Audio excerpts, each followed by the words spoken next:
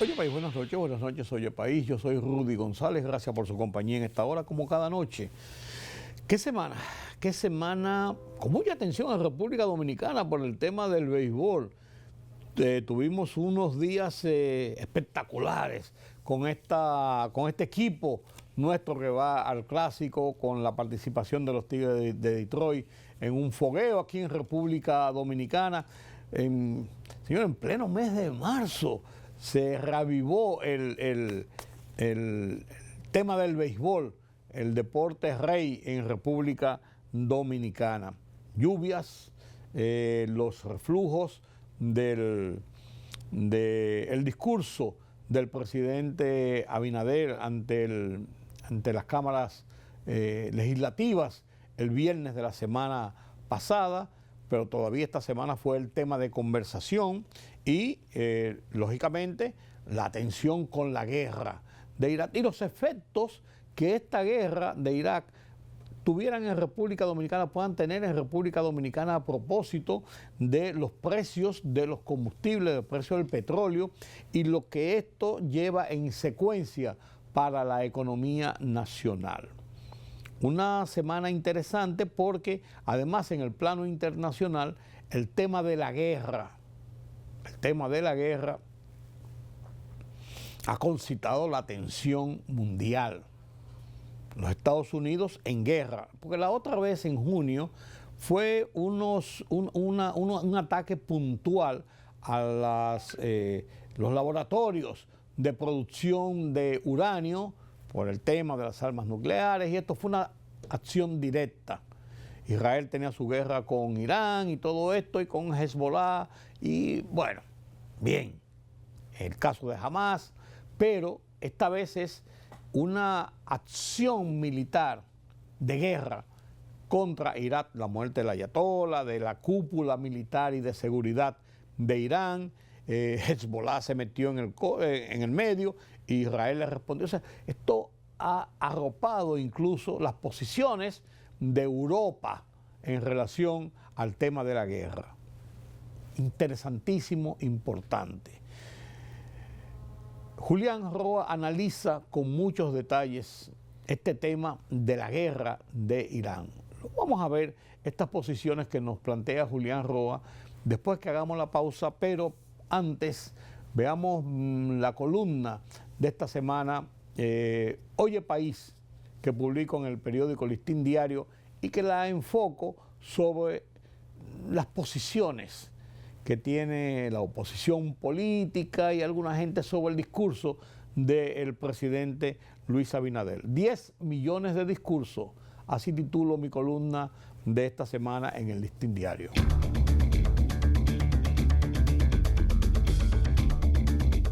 Mi inolvidable amigo Orlando Gil repetía con frecuencia que los presidentes dominicanos, cuando acuden a su rendición de cuentas anual ante las cámaras legislativas, tendrían que escribir y pronunciar 10 millones de discursos para poder satisfacer a todos y cada uno de los dominicanos de esta nación. El discurso del 27 de febrero pasado del presidente Luis Abinader renueva en cierta forma esta apreciación que tenía Orlando.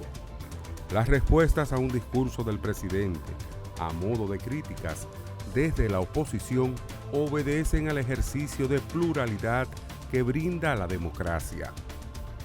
El presidente Abinader hizo su discurso, reseñó lo que entendió más relevante, dijo lo que entendía debía informar y proyectó para el 2026 lo que son sus planes de ejecución de gobierno.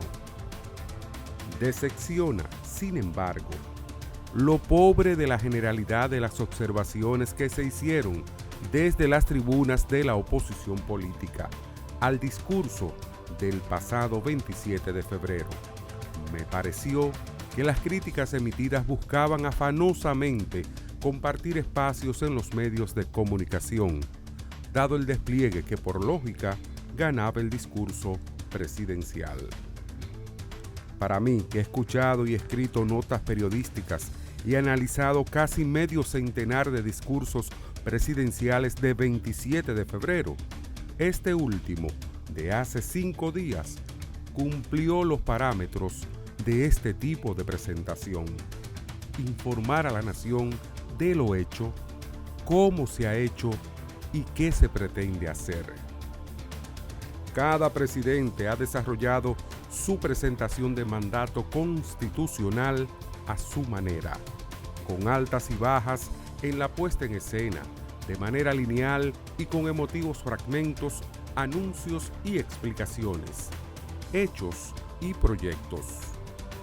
Y Luis Abinader ha hecho lo propio.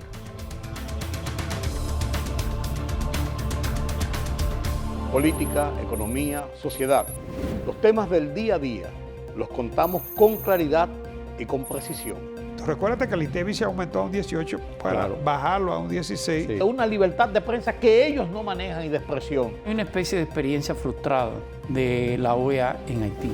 En Oye País, información veraz, periodismo con valor. Oye País, de lunes a viernes a las 12 de la medianoche por Color Visión. Siempre lo mejor. Gracias por continuar con nosotros aquí en Oye País. El tema central de análisis, de discusión, de atención mundial a partir de el fin de semana pasado es la guerra en Oriente Próximo, Medio Oriente, de aquel lado, en los países árabes, como usted quiera llamarlo. Usted sabe lo que está pasando. Estados Unidos e Israel decidieron atacar y atacaron y están atacando a Irán. Y eso ha desatado, lógicamente, los demonios, por así decirlo. ¿Cómo analizar los entretelones de lo que conocemos, los ataques? Pero estos entretelones, ¿qué subyace? ¿Hacia dónde va la muerte del ayatollah y la cúpula militar y de inteligencia? El pueblo, cómo reacciona, el involucramiento de otros países en esta situación de una u otra forma. ¿Qué pasará? Aunque no tiene una bolita de cristal, pero sus análisis encajan en lo que está pasando y qué podría pasar. Nadie mejor que don Julián Roa, como cada semana, con este tema central de análisis. ¿Qué pasa en Irán, Israel, Estados Unidos, el Medio Oriente? Buenas noches, don Buenas Rubén. noches, don Julián. Excúseme No la falta de educación, pero ya los años a veces Seguro. hacen que se le vaya la guagua a uno. Mire, el conflicto o la nueva escalada del conflicto entre Irán y Occidente, quiero llamar, fundamentalmente Estados Unidos, Israel, Europa, una parte de Europa y por supuesto parte del mundo árabe, hay que decirlo. Es una escalada que parece que va a ser la más larga. Estados Unidos ha en ciertas ocasiones, hace aproximadamente algunos meses, bombardeó. Sí, junio pasado.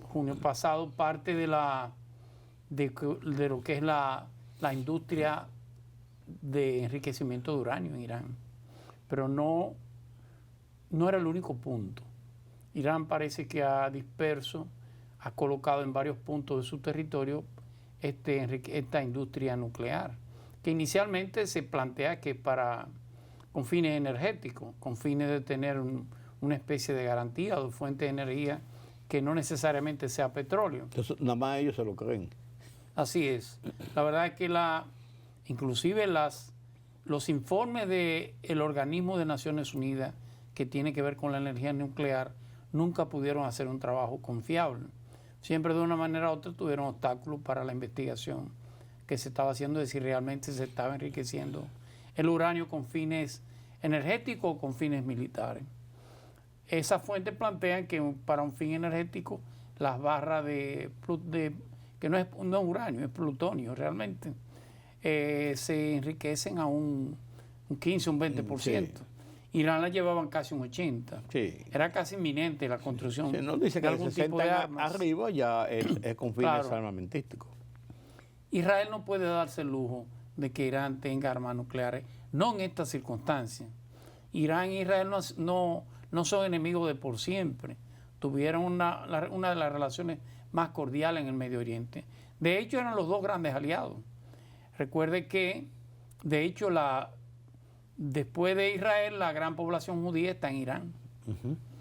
Significa, inclusive parte de los militares iraníes se entrenaban en Israel. Estoy La hablando época del del periodo Shah de Irán. del Shah de Irán, fundamentalmente. Mohamed Reza Pahlavi. Porque mire, Estados Unidos es un país de intereses, no de enemigos. Irán era el gran aliado de Estados Unidos en la década del 50 hasta la década del 70. ¿Por qué? Porque Irán aunque es islámica, aunque es musulmana, no es árabe. Entonces en ese Medio Oriente... Son persas. Ese Medio Oriente es el único pueblo que no es árabe. Pero además el único pueblo que tiene el Yemen en este caso, que tiene una interpretación del Islam diferente a todo Medio Oriente. Es chiita fundamentalmente, mientras Medio Oriente completo es sunita. Con algunas derivaciones. El salafismo, el alawismo, pero son sunitas. Estados Unidos se apoya en Irán como una manera de buscar un contrapeso en la región. Con la diferencia de que quien manejó Irán fue el padre de Mohamed Reza Pahlavi y luego el hijo. Y la verdad es que la dictadura fue una dictadura férrea. Aunque occidentalizó en términos industrial esa sociedad iraní, esa sociedad siempre se resistió. El chiismo es una modalidad del Islam sumamente radical, hay que decirlo, en algunos aspectos. Y la idea de occidentalizarlo no era su mejor visión de la sociedad que ellos querían. ¿Cuál fue el resultado? Bueno, que en el año 79 ese pueblo iraní derrota la dictadura de Reza Pahlavi y trae a un clérigo que vivía en París. Había sido el gran opositor a Reza Pahlavi, que es Ali Khamenei, ¿te recuerdan? Es el primer ayatollah. Ayatollah no es otra cosa más que el guía Khomeini. El guía religioso de su fe, de su religión, del chiismo. Pero que hace un cambio radical entre el régimen de Reza Pahlavi al de los ayatollas. Entonces, si el amigo... Comenzó con la toma del consulado de la embajada de... Si el amigo de mi enemigo debe ser mi enemigo también. La embajada norteamericana significa en Teherán. Que cuando se da el cambio en Irán, el gran amigo de Reza Pahlavi era Estados Unidos, era Inglaterra. Por lo tanto, el enemigo del ayatollah tiene que haber sido Estados Unidos y Irán. Claro. Israel. ¿Cuáles son las consecuencias? Bueno, llega a tal nivel que el ayatollah le entrega la embajada de Israel, nada más y nada menos que al raíz, a Yasser Arafat de aquel entonces. Coloca la embajada palestina cuando todavía... En la OLP. La OLP, correctamente. Organización para la Liberación de Palestina. Ahí se rompe todo tipo de vínculo positivo entre Israel, Estados Unidos e Irán. Bueno, usted acaba de mencionar los incidentes de la embajada de cerca de 60 funcionarios norteamericanos. Duraron año y medio en prisión. Sí. Y le costó el gobierno de Jimmy Carter, la reelección de Jimmy Carter. De Jimmy Carter, por supuesto. Al final fue una negociación. Quien detuvo... Cuando pierde las elecciones, al día siguiente viene la negociación. Porque la boicotea el candidato opuesto a Jimmy Carter, que en aquel entonces era Ronald Reagan, con quien sí se llegó a un acuerdo. Bueno, pero en estos tiempos, para Israel, que Irán pudiera tener armas nucleares, es un peligro más que inminente, por todas las declaraciones que ha dado Irán. Correcto. Además de que ha sido el gran financiador de los grupos contrarios a Israel. Claro. El grupo de Hezbollah en el Líbano, el propio Hamas, ISIS, todos los grupos islámicos contrarios a Israel han sido financiados por Irán. Y por supuesto, ya lo había advertido Israel hacía tiempo. Encontró un gran aliado en Donald Trump. Claro. Un aliado abierto. Totalmente. Porque los Estados Unidos fueron su aliado, pero de una forma más conservadoras. No. Digo a Donald Trump porque Estados Unidos siempre detuvo a Israel a cualquier tipo de ataque. Sí. Siempre entendía que la negociación era el camino más correcto. Como cuando tormenta el desierto, que le dijeron no te metas. Al final ya, con Donald Trump se dividen las tareas. Fíjense que este ayatollah Ali Khamenei, es asesinado por por Israel, no por Estados Unidos. Con la inteligencia de Estados Unidos. Se dice que fue la CIA que lo tenía ubicado desde ahí y sabían dónde iba a estar y la reunión que iban a tener. Se hace en horas de la tarde, inclusive, mientras se negociaba, porque eso es lo interesante, se negociaba un posible acuerdo nuclear con Estados Unidos. En Qatar era que estaban. En Qatar y en Omán. Y en Omán. Entonces, la cúpula de poder en Irán se reúne en una de los búnkers del Ayatollah y es donde atacan a Israel. 80 muertos, dentro de los cuales está el propio Ayatollah. Y el liderazgo militar y de inteligencia. Sí, totalmente. Sí. Claro, ya Irán sabía que eso podía pasar. Ya había creado lo que es el mecanismo de sucesión, quién lo sustituye. Según la constitución iraní, en caso del fallecimiento del Ayatollah, lo sustituye el presidente del país, lo sustituye el presidente de la Suprema Corte y lo sustituye un clérigo, una especie de ayatollah provisional. Mientras tanto, la parte religiosa designa un nuevo ayatollah. Este joven que tiene menos de 40 años, lo hace como sucesor. No sabemos si va a permanecer más tiempo, pero ese régimen, que es una teocracia, tiene 37 años en el poder. ¿Podrá darse el caso de lo que han pretendido o lo que han enarbolado los Estados Unidos principalmente, de que el pueblo se levante contra el régimen y contra el régimen de los ayatolás, luego de lo ocurrido en las manifestaciones públicas de protesta de hace 3, 4 semanas? El mundo islámico es sumamente complicado, porque en el mundo islámico la fe está por encima de la libertad y la fe está por encima de cualquier derecho. Esas protestas en Irán son reales y son masivas, pero no es comparado con casi 80 millones de iraníes que tienen una fe islámica, que creen en la Sharia, fundamentalmente. Y por tanto en sus ayatolás. Sí. Fíjese cómo inclusive, y lo traigo a colación, aquella famosa primavera árabe, claro, que fue una especie de flor en toda esa dictadura, al final terminó colapsando. Y terminó fracasando, la verdad. Que era la teoría de dominó que iba a arrasar todo. O el caso de Irak, con la intervención de Estados Unidos en Irak. No es tan fácil. El mundo islámico no tiene la misma mecánica de pensamiento que tenemos los occidentales y que tenemos como pilar la libertad, la democracia. Allá es más complicado, mucho más complicado. Entonces no se puede esperar que ese sea el resultado, sino... No. ¿Y cuál va a ser el resultado entonces? Yo no me voy a adelantar. El primer resultado es la firma del acuerdo de no enriquecimiento de uranio con fines nucleares. Sí, pero eso es muy protocolar, porque se han hecho varios acuerdos, se han roto, se han renegociado. Posiblemente sea un gobierno más moderado, menos conservador, que sea más pro-occidental que el que estaba. ¿Podría repetirse un periodo de transición como el de Venezuela, salvándolo las distancias y los tiempos? Va hacia un gobierno más liberal, más que pueda entenderse más, sobre todo con sus vecinos. Quizás. Este es tan conservador que atacó, mientras estaba negociando en Qatar, el gobierno iraní atacó Qatar, y atacó Omán, y atacó los Emiratos Árabes. Pero quizás con los Estados Unidos eso puede darse, ese tipo de negociación. Pero los israelíes no creen mucho en ese tipo de promesas y de firmas de acuerdos, sino de realidades. Para Israel es un suma cero. El programa nuclear tiene que eliminarse en Irán.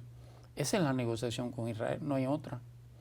Y por eso digo que parte de lo que puedan obtener es eso, ya que eso trae como consecuencia una revolución que cambie esa teocracia, es un poco más complicado y podría tomar más tiempo. En lo inmediato ellos van hacia una especie de transición moderada, más apertura, más concesión a los reclamos occidentales, esas cosas. Es un tema eminentemente económico y un tema de seguridad política, de seguridad militar. Usted que habla del tema económico, la zona de influencia del negocio del petróleo que maneja todo lo que es esa zona, el estrecho de Hormuz, toda esa parte que sale al mar, ese podía ser quizás el elemento de presión sobre Irak de parte de grandes naciones europeas, Rusia, China, India, o sea, de muchos que se abastecen del petróleo, porque por esa zona pasa el 20% del petróleo que consume el mundo. Totalmente. Bueno, eso sería como darse un tiro en un pie. Irán, la reacción de cerrar el estrecho de Hormuz no creo que esté dentro de su estrategia, porque esa es la gran fuente de enriquecimiento de Irán, hay que decirlo. Además de que sus aliados que en estos momentos se han solidarizado, aunque no han apoyado de forma militante la posición de Irán, por ahí el 60% del combustible, del petróleo que va a China sale por el estrecho de Hormuz.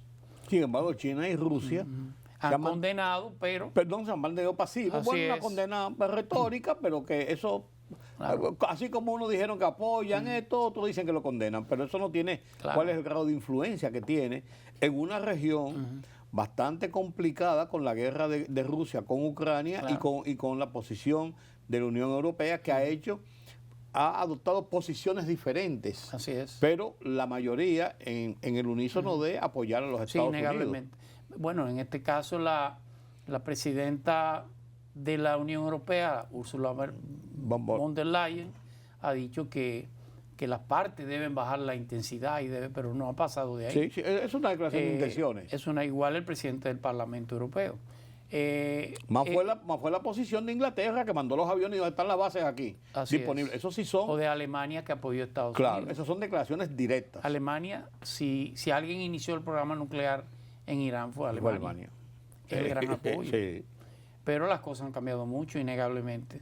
El petróleo no creo que, no lo sé, corre riesgo. Y si Irán va a tratar de atacar los buques que pasan a través del estrecho de Hormuz, lo hará a través utilizando a Yemen, bombardear los barcos de Yemen. Esa gente por ahí. Y ellos escogerán qué tipo de barcos.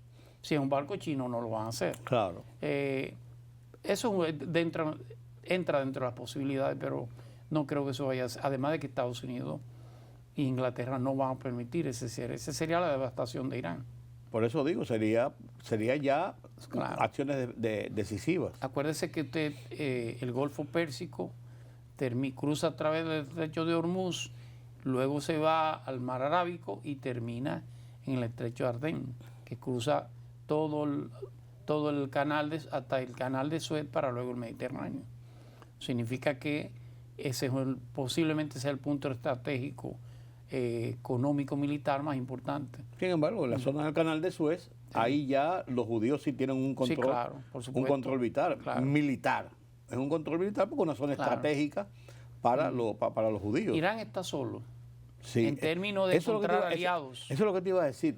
Son pocos los aliados efectivos, reales, importantes.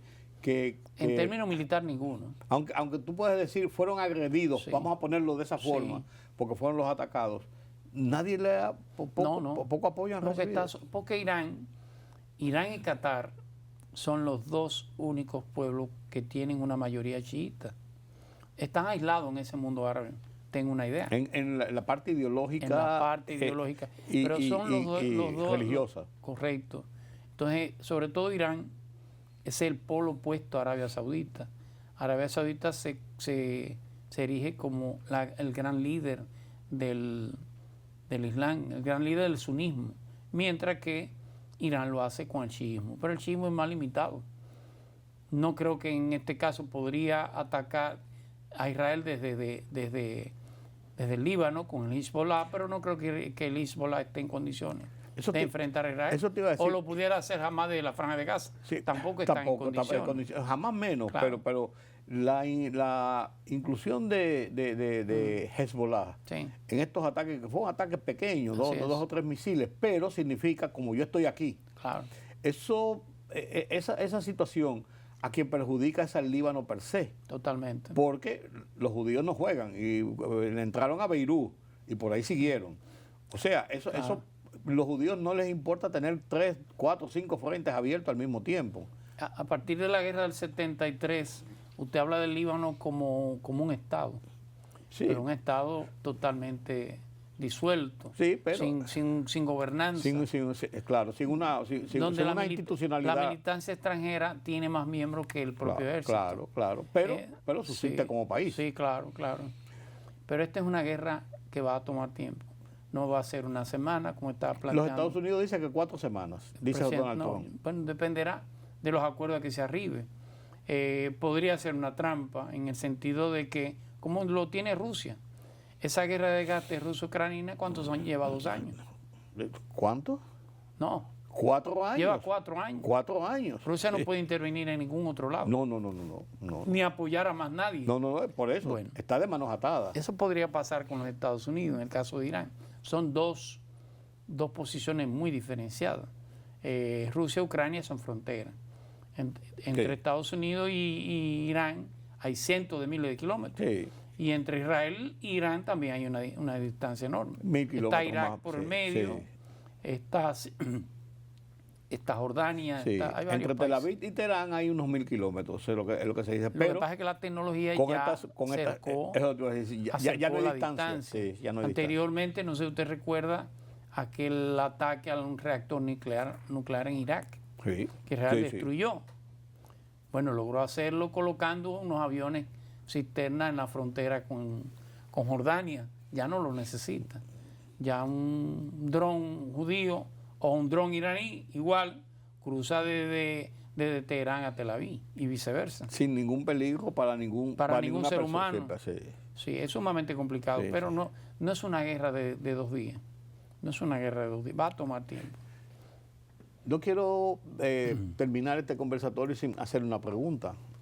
La situación de Cuba, ¿cómo sigue ahora después del caso?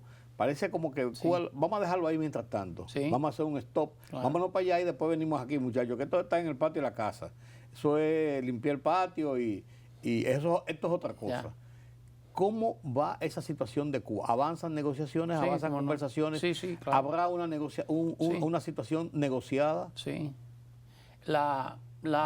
Porque yo he visto ahí mismo, mucha pasividad con el tema este de la lancha y la gente que iban adentro. He visto como mucha pasividad, por lo menos pública, de Estados Unidos, que no es su costumbre. Es como la oportunidad Bueno, para es que- hacer un desorden. Es que fue un acto de imprudencia. De los acuerdo, cubanos. pero a veces eso Fue un es- acto imprudente. De acuerdo, pues, Eso puede afectar las negociaciones con Estados Unidos. de acuerdo, pero Estados Unidos lo a lo sabe. mejor con un hombre como Donald Trump es la oportunidad para decir, ¿qué pasó? Así no es. Ninguno de los pasos que ha dado Donald Trump parecen improvisados, pero no lo son. No lo son, claro. No, No lo son. Eso es una teoría que tú tienes que yo comparto totalmente. Sí. Usted le podrá lucir el hiperbólico, pero no son improvisados. Sí. Y da la sensación de que él toma la decisión él solo, no. No. Toma con un equipo claro, que lo ha respaldado. Claro. Con Cuba hay negociaciones innegablemente con los Estados Unidos. La lucha está entre, mire cómo la cosa, dicen los cubanos que el pleito está En la entre familia. Dalia y Raúl. Sí. Dalia era la esposa de Fidel. Por eso te ¿recuerda? digo, en la familia. Una y esposa- los nietos. Una esposa que se casa ya viejos los dos, Sí. pero tuvo todos los hijos con ella. Sí. Entonces la rivalidad está de que si quien negocia es Alejandro, el hijo de Raúl, que parece que ha sido el escogido por los Estados Unidos para O Raulín. o lo hace, no, Raulín es de Raúl, lo hace Alejandro de Raúl o lo hacen unos de los de Fidel. Sí. Pero innegablemente que hay una negociación para por lo menos trazar una hoja de ruta para la reforma que hay que hacer en Cuba. Y María Corina Machado, que dice que va para Venezuela. Bueno, irá como una, Sí. De- turista. visitante más. Una No turista. creo que en Venezuela ya tenga la ascendencia. Sí. La tendrá en un pequeño grupo porque ha tenido. Sí, y si los Estados Unidos está yendo bien con las negociaciones No que tiene- lleva no lo va a cambiar. con Delcy, no va a echarle un jabón al Claro que sancocho. no. Las revoluciones tienen algo sumamente peculiar y es que se generan arraigo en los sectores más populares. El chavismo existe en Venezuela. Claro. Esas, No, es una- esos colectivos, como le llaman, son una realidad. es un concepto político. Sí. No, claro. Y Porque- fuerte. Totalmente. Sí. Entonces nadie que vaya a perturbar esa transición, que vaya a generar disturbio, va a ser Ni adentro bien visto, ni afuera. No va a ser bien visto dentro, menos por los Estados Unidos. Claro. Las negociaciones le han salido de maravilla, hay que decirlo. Bueno, El que Delcy- pudo haber generado Delcy- algún tipo de obstáculo fue Diosdado. Diosdado Cabello. Y está callado. Sí, porque tienen... No, la ley de amnistía le dio en la cara. Sí. Le dijo, no eres tú que lo vas a soltar, somos nosotros. Es el gobierno y somos nuestras negociaciones. Sí, Eso fue un un tema... golpe demoledor. De 48 horas. Sí. Un proyecto, lo aprobaron y vamos arriba y comenzamos a sacar. María Corina, tan pronto suceda esta transición, no tiene mayor relevancia en Venezuela. Pasa a ser una candidata más. Una candidata. Sí, Sí. sin ningún... Igual mismo, ¿cómo se llama el que fue El Mundo. presidente de la Asamblea? No, el joven, Guaidó. Ah, no, Juan Guaidó. Todo eso termina. Sí, sí. Ellos generarán su propio liderazgo interno, que preferiblemente deben sacarlo de los reformadores. Con del un sistema. Capriles que está jugando entre Boca Chica y la Podría Caleta. ser Entre Capriles. Boca Chica y la Caleta. Ha sido más, además es asambleísta, Y está ahí. es diputado Sí. de la Asamblea Nacional. Y ha resistido. Todo depende. Pero la transición en Venezuela se está haciendo Se está innegablemente. Se hará en Cuba. ¿Qué pasará en Irán? Los días van a seguir diciendo y don Julián Roa estará aquí comentándolo y planteando sus análisis que yo cuando él decía hace unas semanas, mire, eso va a terminar de mala manera, no es así como usted... Yo decía, pues ya, Irán está tranquilo, están callados. No, eso no es así. Tenía razón. No quería tener razón. No, pues me quito el sombrero Sí. de que tenía razón. Gracias a ustedes por acompañarnos en este conversatorio sobre la política internacional.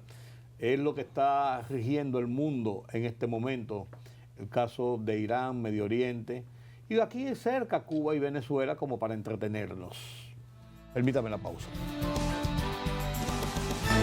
La libertad solo reside en los estados en los que el pueblo tiene el poder absoluto. Por el respeto a los valores democráticos y la dignidad del pueblo dominicano, el rumbo de la tarde, plural, objetivo, comprometido siempre con la verdad. Con Georgie Rodríguez, Rudy González y Ramón Colombo. Los poderosos ya están en el aire.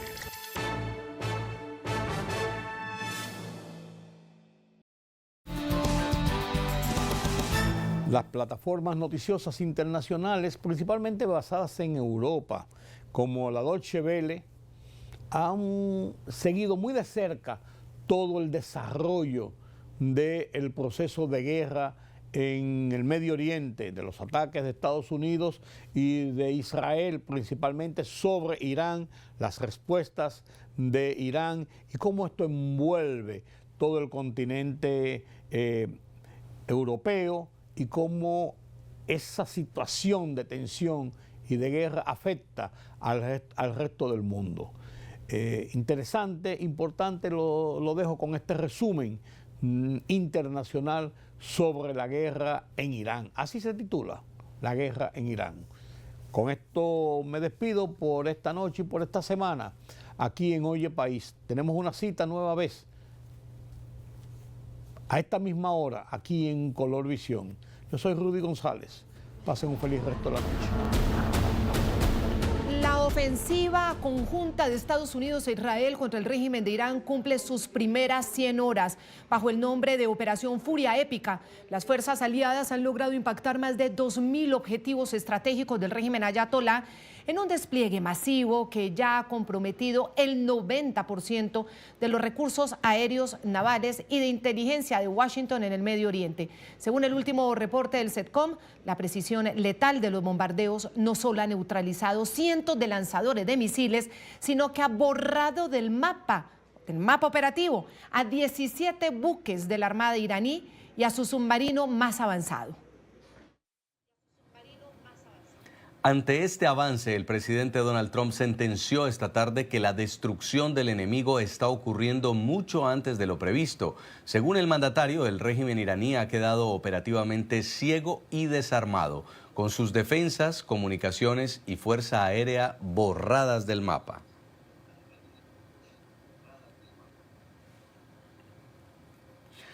Y el embajador de Israel ante Naciones Unidas reveló hoy en rueda de prensa el tamaño del motor y el ala de uno de los drones de ataque iraníes que han sido lanzados contra Israel. Dijo frente a los periodistas que estos proyectiles son una amenaza real.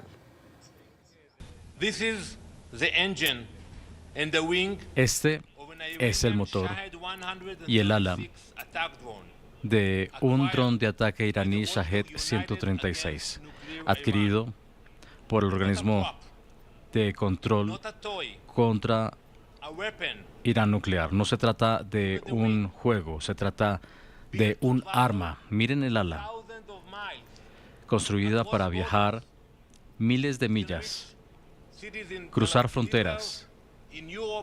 Puede alcanzar ciudades en Israel, en Europa y en unos meses incluso Estados Unidos. Cuando hablamos de misiles y drones, puede sonar muy distante. No es distante.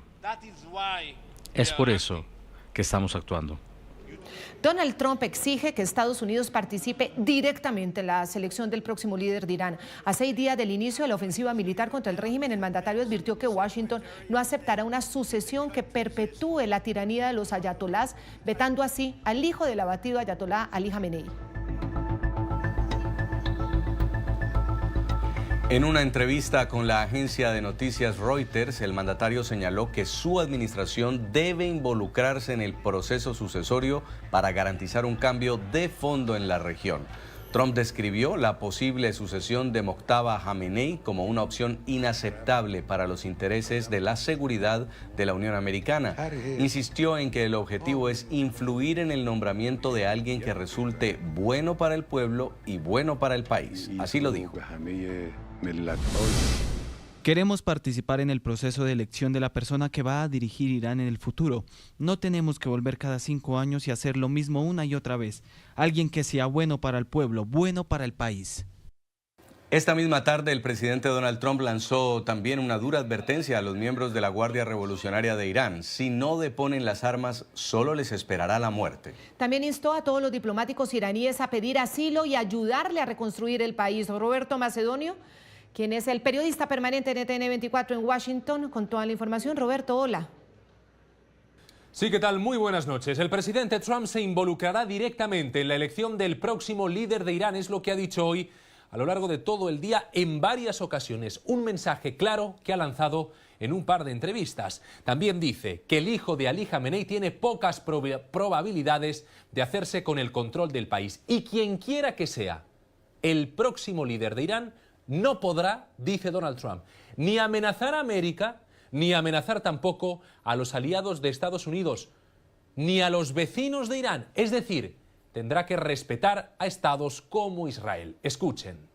Estados Unidos asegurará que quien quiera que lidere próximamente el país en Irán no amenace a Estados Unidos o Israel o sus vecinos. Si miran lo que pasó, tenían misiles dirigidos contra todos estos otros países, Qatar, Arabia Saudita, Emiratos Árabes Unidos, muchos países que no estaban realmente involucrados y tenían misiles dirigidos mucho antes de que esta guerra empezara. Iban tras todo Oriente Medio y luego llegamos nosotros. Y ojo a la advertencia que ha lanzado Donald Trump a la Guardia Revolucionaria iraní. Tienen dos caminos. Por un lado, inmunidad total si deponen las armas. Y si no, la otra opción que les queda, dice el presidente Trump, es la muerte. También se ha referido por primera vez a la situación de los diplomáticos, si se les puede llamar así, del régimen ayatolá. Los que se encuentran en el extranjero, en terceros países, en misiones. Dice el presidente Trump que deben pedir asilo y no regresar a Irán para construir desde el exterior un nuevo país. Y una vez más estoy llamando a todos los miembros de la Guardia Revolucionaria iraní, el ejército y la policía a deponer sus armas. Todos van a ser abatidos y es el momento de defender al pueblo iraní para que ayuden a retomar su país. Tendrán una oportunidad después de todos estos años de recuperar su país. Aceptar inmunidad les dará inmunidad y estarán en el lado correcto de la historia, porque es lo que es. Entonces, estarán perfectamente a salvo con total inmunidad o enfrentarán la muerte absolutamente garantizada y no quiero ver eso. No lo quieren ver ellos tampoco. También urgimos a los diplomáticos iraníes en todo el mundo a solicitar asilo para ayudar a forjar un nuevo y mejor Irán con gran potencial. Y esta tarde, durante una rueda de prensa, se pronunció también Brad Cooper, quien es almirante del Comando Central, el mando operativo que ha ordenado estas acciones militares y las ha coordinado en Oriente Medio. Cooper aseguró que la capacidad ofensiva de Irán se está reduciendo drásticamente. En Washington tienen cifras claras. Anoten, reduce Irán sus ataques con misiles en un 90%. Y los ataques con drones han decaído en un 83%. Esto durante las últimas horas. Es lo que confirmó el almirante. Si miro a las últimas 24 horas de la operación, a comparación con donde comenzamos, los ataques balísticos decrecieron un 90% desde el primer día. Los ataques con drones decrecieron un 83% desde el primer día. Dicho esto, nosotros seguimos vigilantes. Nuestros bombardeos contra la Marina iraní han sido intensificados. Pudieron haber escuchado al presidente decir hace algunos instantes de que nosotros destruimos 24 barcos. Fue cierto en ese momento. Ahora estamos en más de 30 barcos. Y en las últimas horas golpeamos un buque capaz de cargar drones casi del tamaño de un portaaviones de la Segunda Guerra Mundial. Y mientras hablamos, sigue bajo fuego. Por su parte, en esa misma comparecencia de prensa, el secretario de Guerra, Pete Hegseth, aseguró que el régimen ayatolá espera que Estados Unidos no pueda mantener en el tiempo esta campaña militar y que desde Washington reduzca la presión contra el régimen. Sin embargo, aseguran que eso no va a ser así porque acaban de empezar, dice el secretario de Guerra, que mejoraron la ventaja contra los ayatolá. Irán está esperando que no podamos sostenerlo, lo que es un terrible error de cálculo para la Guardia Revolucionaria iraní. Verán, no hay falta de voluntad estadounidense aquí. Recordamos a los caídos, aquellos 6 que pronto recibiremos en Dover, que dieron todo por su país en esta misión. Los recordamos. Pero nosotros los recordamos rededicándonos incluso más fervorosamente a esta misión. Nuestro compromiso con nuestra misión y sus objetivos solamente aumentan mientras nuestras ventajas siguen aumentando. No tenemos falta de municiones. Nuestras reservas de defensa y todo tipo de armas nos permiten sostener esta campaña tanto como necesitemos. De nuevo, nuestro estatus de munición solo aumenta mientras nuestra ventaja aumenta. Nuestras capacidades, acabamos de comenzar a luchar y luchar decididamente. Lo escucharon del almirante Cooper. Si ustedes piensan que han visto algo, simplemente esperen. La cantidad de poder de combate sigue fluyendo, sigue llegando y podremos proyectar sobre Irán. Y es una multiplicación de lo que vemos actualmente cuando se suman nuestras capacidades y aquellas de las fuerzas de defensa israelíes. Todo esto hace que en Washington aumente el optimismo ante los pasos que están dando militarmente contra el régimen ayatolá. La información desde Washington para NTN 24. Israel ha declarado formalmente el inicio de una siguiente fase en la ofensiva militar contra el régimen de Irán tras alcanzar los 2.500 ataques en territorio enemigo. El jefe del Estado Mayor de las Fuerzas de Defensa israelí, Eyal Zamir, confirmó que tras consolidar la superioridad aérea y suprimir el arsenal de misiles balísticos, el golpe inicial, la operación Rugido de León, entra ahora en otra etapa que considera de mayor agresividad. Según el alto mando militar, el objetivo inmediato es intensificar los bombardeos contra los cimientos de los ayatolás y su capacidad operativa residual. Zamir advirtió que Israel cuenta con nuevas maniobras sorpresa que aún no han sido reveladas, asegurando que las fuerzas de defensa alcanzarán a todos sus enemigos. Y el régimen iraní habría impactado con uno de sus misiles un petrolero de Estados Unidos en el Golfo Pérsico. Es lo que dicen los guardianes de la revolución en un mensaje que obligaron a transmitir en televisión estatal. El barco fue alcanzado por el misil y estaba incendiado. El supuesto ataque no ha sido confirmado de forma independiente ni por Washington ni por otro país y se produce mientras el régimen afirma tener control total del estrecho de Hormuz, un punto clave para el comercio mundial de petróleo, a pesar de los reportes de los Estados Unidos que aseguran haber destruido toda la flota de Irán en esta zona. Nuestro tema de análisis aquí en el informativo USA, nos acompaña Janiel Melamed, PhD en Seguridad Internacional y profesor de Relaciones Internacionales de la Universidad del Norte de Colombia. Profesor, de verdad es un honor tenerlo. Invitamos a quienes puedan a leer el libro La guerra entre Irán e Israel, de la zona gris a la confrontación directa. Vale la pena. Bienvenido, profesor. Y queremos saber, la capacidad militar iraní, ¿en qué porcentaje cree usted que ha sido neutralizada? Estados Unidos da el parte de un 90% en la capacidad de lanzamiento de misiles, pero en general, esa gran capacidad militar de Irán, ¿cómo ha sido disminuida? Muchas gracias, Claudia, por tus generosas palabras y un saludo a la audiencia. Creo que hay por lo menos 3 elementos importantes para puntualizar. Lo primero, el programa de misiles balísticos de Irán es el más avanzado de la región y tiene décadas de perfeccionamiento.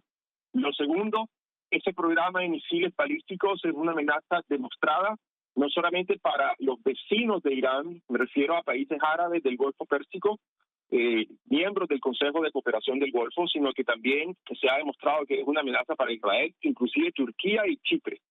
Y lo tercero, es importante entender que es cierto este nivel de degradación operativa que están sufriendo las fuerzas iraníes a partir de los bombardeos masivos y sincronizados.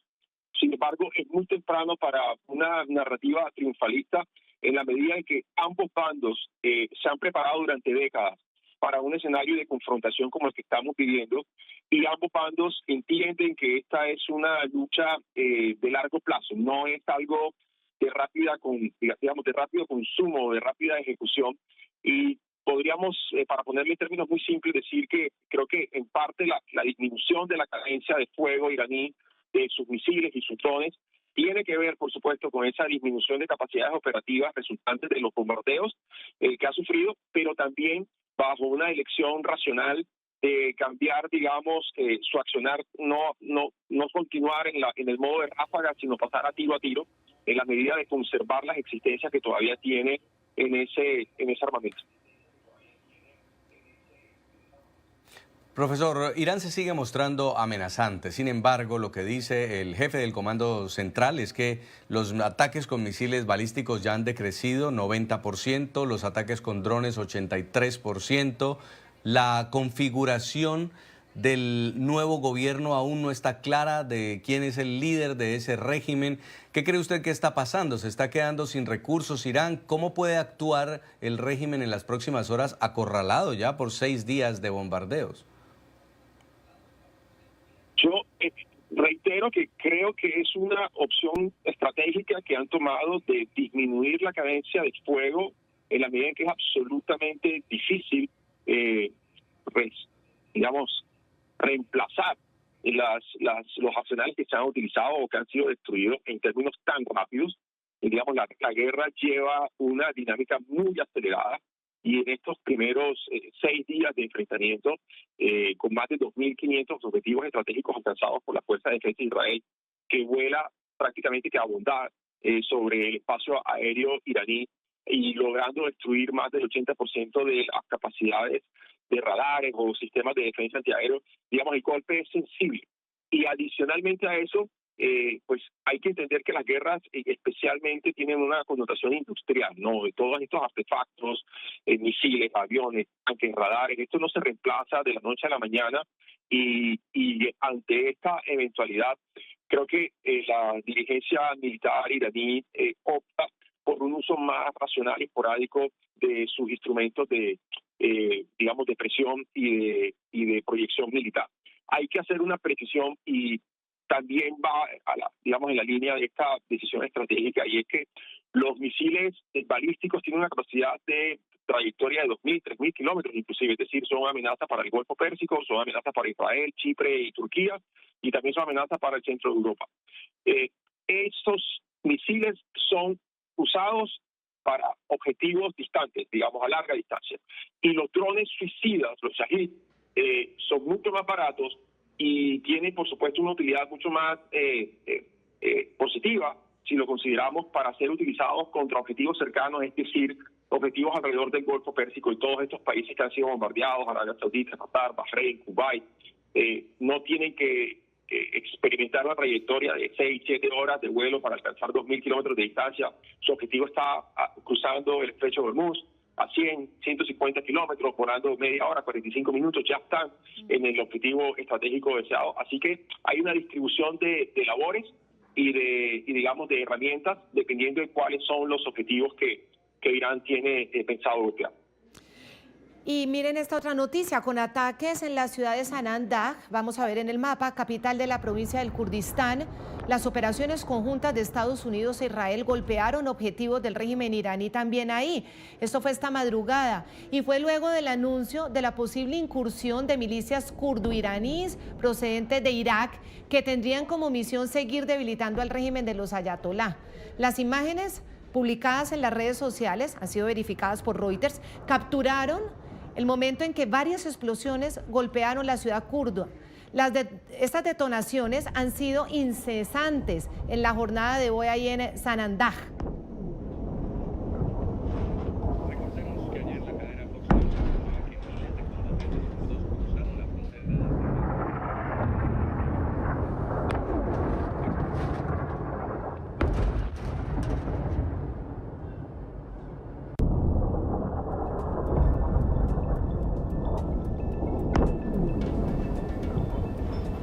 Recordemos que ayer la cadena Fox News informaba que miles de combatientes kurdos cruzaron la frontera desde Irak en una ofensiva terrestre contra el régimen de Irán.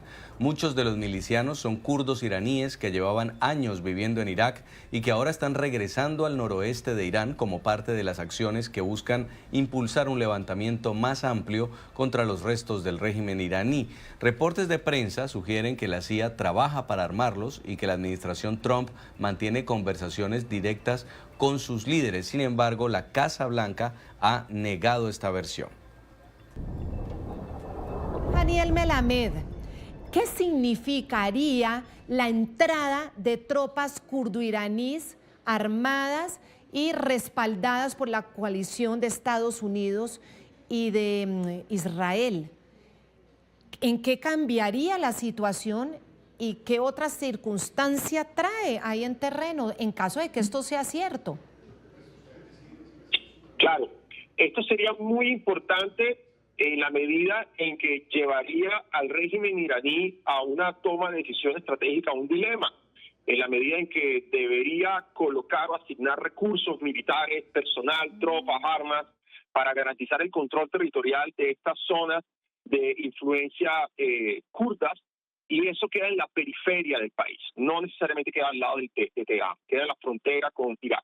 Hay que recordar a la audiencia que los kurdos son un pueblo de más o menos 40 millones de habitantes que están de varios países de la región, Turquía, Siria, Irán, Irak, y tienen una aspiración nacionalista del Gran Kurdistán. Entonces, esta circunstancia tendría un peso muy importante en el desarrollo de los acontecimientos, porque empezaríamos a ver una posible desquebrajamiento del control territorial iraní en zonas de influencia de grupos étnicos que tienen, milicias o grupos armados de índole separatista. Y el caso de los kurdos es solo un ejemplo. Podríamos también prever que podríamos ver algo similar también en la zona del sur, más hacia el estrecho de Hormuz, con los baluchis. Irán es un país con una riqueza étnica muy importante.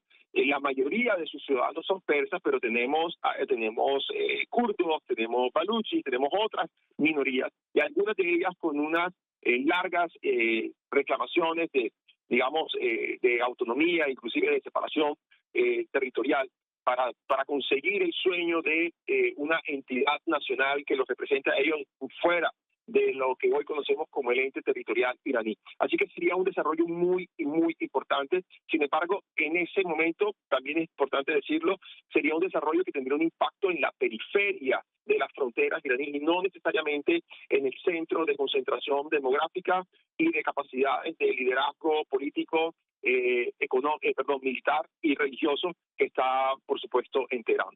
Doctor Melamed, Irán todavía tiene capacidad de respuesta, usted nos lo dice muy bien, y tiene ese sistema de drones que saturan y ocupan también a las fuerzas de Estados Unidos e Irán. Todavía tiene capacidad de ataque, lo hemos estado viendo.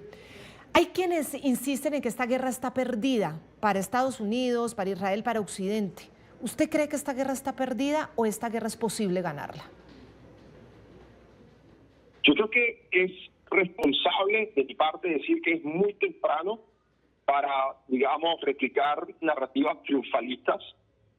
No creo que podamos llegar a una conclusión de hacia dónde va a inclinarse la balanza en tan pocos días. Sin embargo, es importante también plantear sobre la mesa un elemento de análisis y es la evolución de los conflictos armados. Mire, Irán en la década del 80, todo el mundo pensaba que iba a sufrir una derrota estratégica contra Irak y terminaron enredándose en una guerra de casi 8 o 9 años de duración, casi una década. Pero las guerras son muy distintas hoy a las que se llevaban en aquel momento, en la década de los 80. Hoy tenemos unos componentes no convencionales que están plenamente demostrados que tienen la misma capacidad de daño que un misil. Y en ese sentido, las capacidades iraníes tienen un rezago generacional desde el punto de vista tecnológico frente a Israel y frente a los Estados Unidos. Me refiero puntualmente a elementos como ciberataques, la capacidad de neutralizar o inutilizar sistemas de defensa aérea, radares, radios de telecomunicación, en fin, toda una serie de acontecimientos que no necesariamente están ligados al desplazamiento de grandes contingentes militares sobre el terreno iraní, que es extremadamente desafiante desde el punto de vista topográfico. Así que yo tampoco pensaría que, así como no podemos llegar a replicar, digamos, narrativas triunfalistas, tampoco nos podemos ir al otro extremo de pensar que esto fue un tremendo error y que el tiempo simplemente va a terminar agotando los enormes recursos que tienen ahora mismo, no solo Israel y Estados Unidos, sino el grueso de países a nivel regional que han sido afectados por Irán. Estamos hablando de casi 10 países que han sido o amenazados directamente o ya de plano atacados por la presencia de infraestructura militar en su jurisdicción.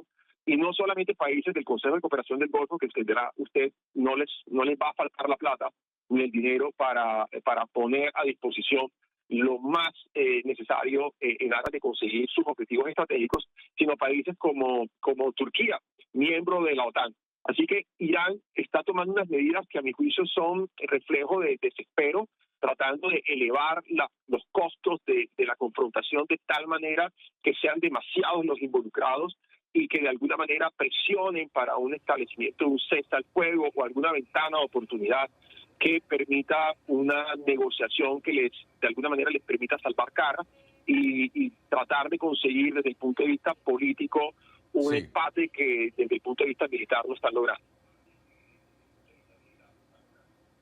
Me quedo con eso, profesor Melamed, el desespero de los iraníes, y todavía los americanos, los de Estados Unidos, no pueden ni mostrarse triunfalistas ni derrotistas. Muy temprano para saber si esta guerra se va a ganar. Gracias por haber estado con nosotros. Volveremos a estar en contacto en NTN 24. Muchas gracias a ustedes por la invitación. Muy amable. Y como lo comentábamos, la región de Medio Oriente sigue sacudida por arremetidas del régimen de Irán. Son al menos 12 países los que han sufrido ataques retaliatorios. Vamos a verlo. Desde Teherán, estos ataques se han extendido contra Israel, Jordania, Chipre, incluyendo la base británica de Akrotiri, Kuwait, Bahrein, Qatar, Arabia Saudita y los Emiratos Árabes Unidos. Ahora se suman Azerbaiyán y Turquía.